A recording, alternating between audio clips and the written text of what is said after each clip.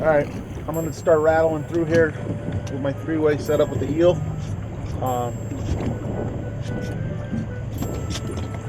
Tide's coming in. So I'm going to drop it down. I got this Lamoglass set up. It's a BL 7040C. It's a 7-foot rod.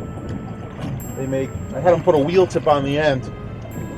I prefer a wheel tip. It protects the braid. It protects your line.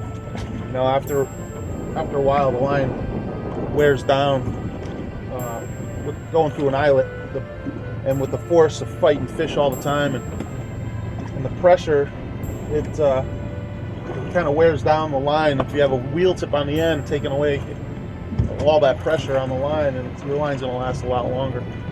And no, you want your line to be in good shape, because you don't want to hook up a fish for a lifetime and then have the thing snap off because your line is worn out. And a lot of times you won't see it, you know. So I just eliminate that problem altogether by having them put a wheel tip on the end, and the line lasts a hell of a lot longer that way. What I do is, the technique I use, I hold the end of the rod like this. I always like to have my thumb against the rod so I can pick up feel.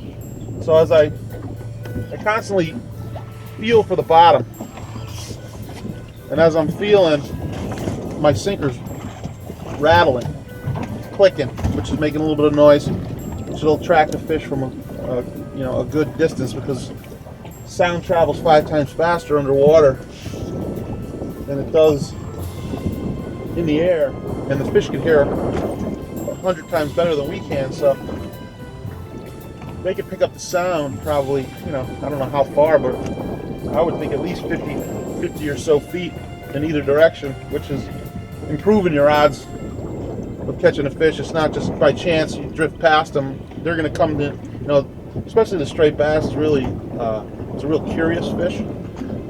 And, curiosity killed the cat, right? So they got to, a lot of times they'll come to inspect, and, they think everything, what they want to do is eat. They're feeding all the time. They hear something that sounds a little bit, I made that sound, try to replicate claw and rock sound. So what it does is it kind of calls them in. They're looking to eat. They hear something that sounds like food. Whether if they can't, they're nearsighted, they can't really see well at all. They hunt by sound and vibration.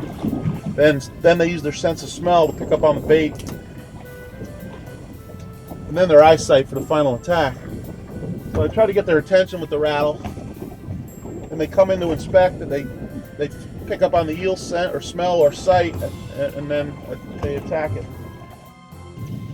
As I'm drifting, I like to keep my eye on my electronics at all times. Try to see how the contour of the bottom is going, see what the bottom looks like, see where the fish might be. I always want to be within almost a reaching distance of the bottom, so I can, the bass they like to hug the bottom, mostly the bigger ones too, and I like to keep my eel about a foot off the bottom if I can, and I just keep feeling for bottom and looking for fish and waiting for a strike, so it's usually a lot easier if there's fish around.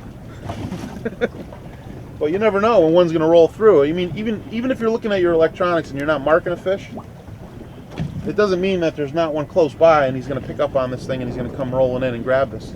So you always got to be ready for that hit.